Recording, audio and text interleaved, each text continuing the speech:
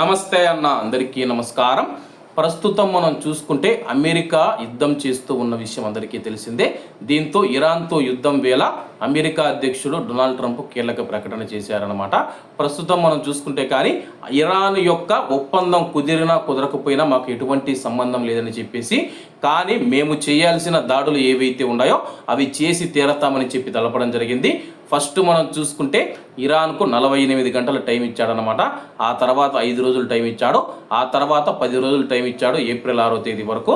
అప్పట్లోపల Iran ఒప్పందానికి అంగీకరిస్తే పర్వాలేదు, కానీ ఒకవేళ ఒప్పందం కుదుర్చుకోవడంలో ఇరాన్ విఫలమైతే కానీ భారీ దాడులు చేస్తామని చెప్పి ప్రకటించిన విషయం అందరికీ తెలిసిందే.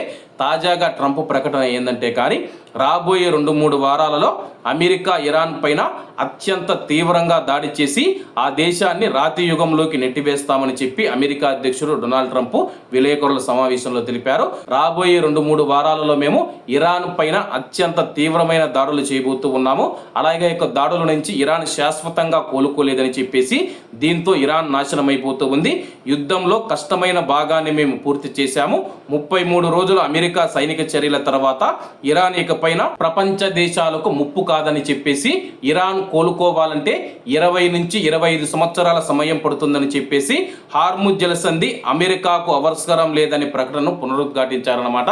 హార్ముజ్ జలసంధి అమెరికాకు అవసరం లేదు, మా దగ్గర చమురు నిక్షేపాలు పుష్కలంగా ఉన్నాయి.